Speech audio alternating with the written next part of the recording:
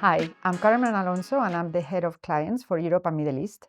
I'm here today with Merrick McKay, who is the head of private equity within our global private market solutions. Today, we are going to be talking about the middle market and why it represents such an interesting investment opportunity, one that long-term and sophisticated investors are very focused on. Merrick, but before we get into the middle market, you've been in the industry for over 30 years, and I'm sure that a lot has changed over that period. But tell us a little bit more about the middle market and how it's evolved and developed over the years. So I'm showing my age there, Carmen. Thank you.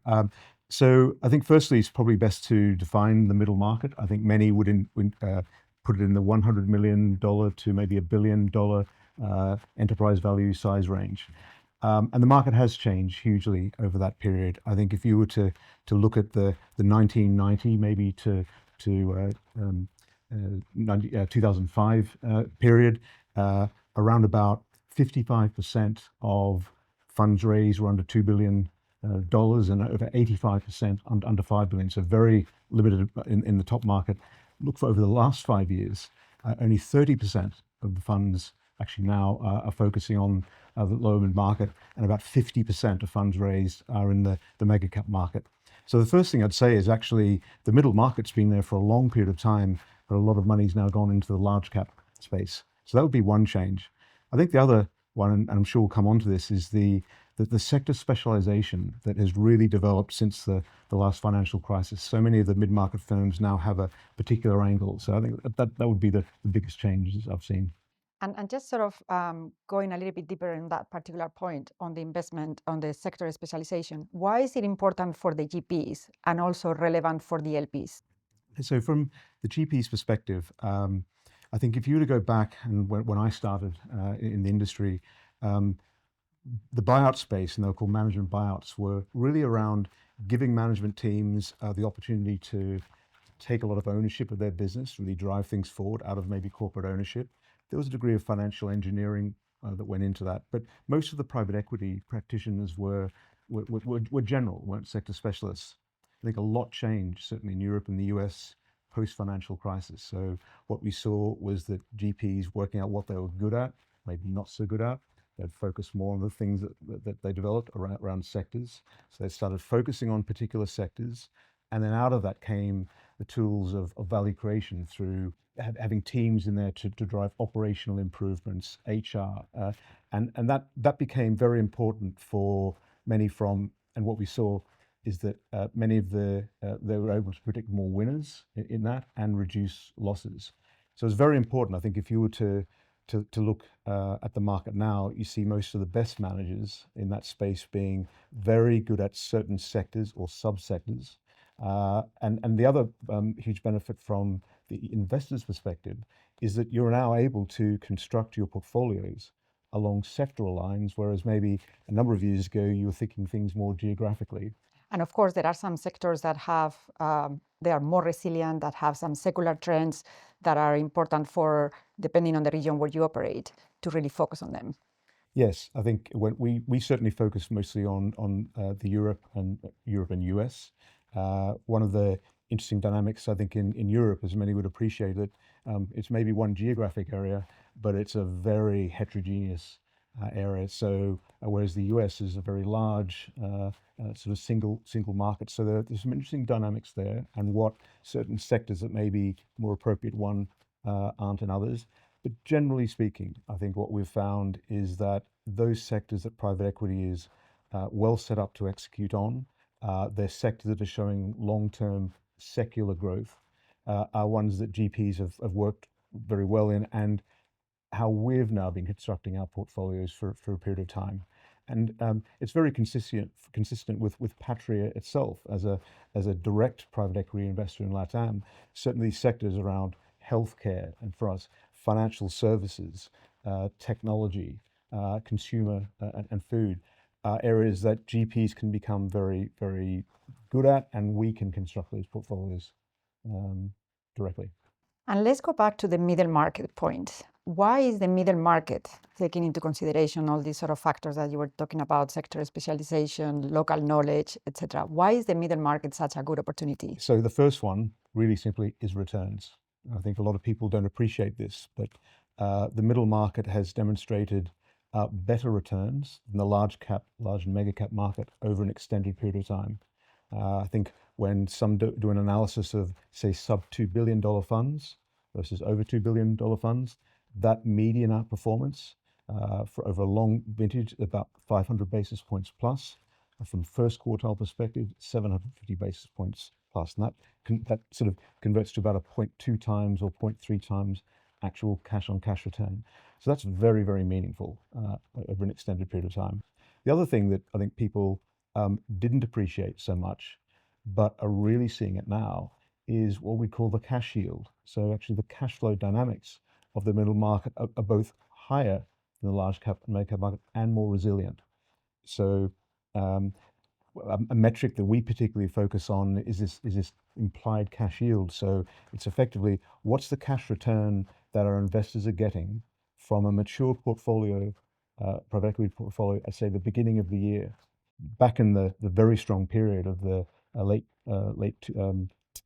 2015 onwards, it was a great time for private equity. So you were seeing sort of 28% year returns coming back, wonderful. And a lot of investors were thinking this was going to go on and committing to bigger funds.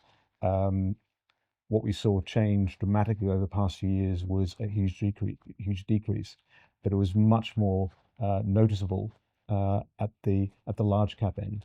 One of the attractions of the middle market is there's simply far greater exit optionality for businesses. So rather than being reliant on the IPO market or for the leveraged loan market or low interest rates, for middle market firms, they have more options. So quite often larger private equity firms themselves are buyers of those businesses. Trade players are far more able to buy small middle market businesses than large ones. So we've really seen that play out over the past few years. And in fact, I agree with you. It's easier in the middle market. There are more options as you come in. The target is also richer in terms of opportunities to invest and as well as in exit. So as a result, you get those better results that you were highlighting. We also see in the middle market, about 2/3 of the acquisitions are what we call primary buyouts. So it's where the private equity player is the first institutional owner of that business, and that's where a lot of that value creation can really occur, where it moves from private ownership into more institutional. It's interesting. You've talked about higher value creation, better returns, more liquidity back to investors, but yet investors are allocating significant amount of capital to the large and mega large funds. Why do you think is that? I think there are a few reasons. Firstly, I'd say that it's easier to do that. You've got some very successful major players, brand names, and if you're coming into this the first time, it's easier to be putting those. No one again is going to get fired for back in KKR or Blackstone's funds. So it's certainly easier to do that. Another fact is that actually private equity returns have been very strong for an extended period of time. So I think a lot of investors may turn around and say, well, yes, I may be getting a higher return in that middle market, but I'm really happy with these mid-teen returns. Now, I think we'd take the view that the situation has changed quite a lot over the past few years. And the final point, and not to be underrepresented, is when you look at the middle market, it's a harder place to access. You either need to be a large, sophisticated investor who has the capacity to do that themselves, or hire people to help them do that. So I think those are the main reasons. You just said it's harder to do that. Why are we then so uniquely positioned to actually allocate capital, invest successfully, and return and give those attractive returns to our LPs? What makes us different? So I think there's a few things. For us, we've been deeply embedded in the US and European private equity markets, the mid-market, for over 25 years. So we really know that market. And that translates into us having invested in over 600 funds, and we know 250 GPs, we're on 200 advisory board seats. So we really know the market very, very well and able to access the best opportunities. I think a second factor is that we operate what we call a one platform, a one team approach.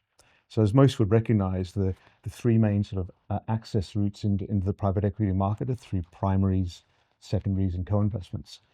We find each of those activities absolutely feed each other and work very, very closely together and give us a very strong position to really craft value for our investors in how we construct portfolios, but also how we access specific investment opportunities. And Merrick, why is the middle market such an attractive and part of the market for us to focus on and invest? So first, I'm going to say that the big one is returns.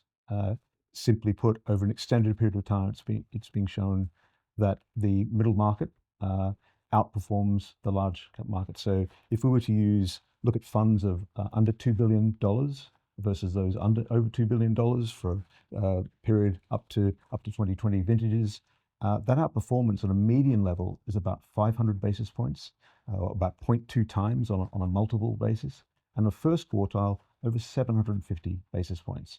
So that's a big difference.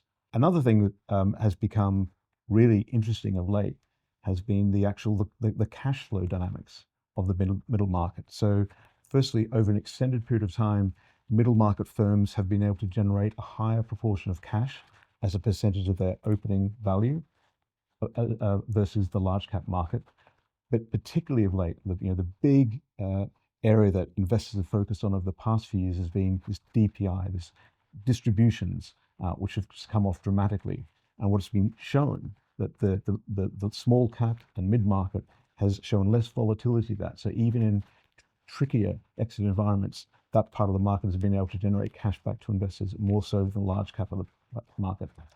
So the questions come then, well, why is that the case? And firstly, the mid-cap market is just simply a more target-rich environment. I think if you were to look at the US market and looking at businesses between, say, $50 million and $500 million of revenue, there's about 40,000 underlying companies. If you look at companies over $500 million in revenue, there's less than 4,000 in that. And that's an area maybe the larger mid-cap players focus on. So big opportunity set to go for.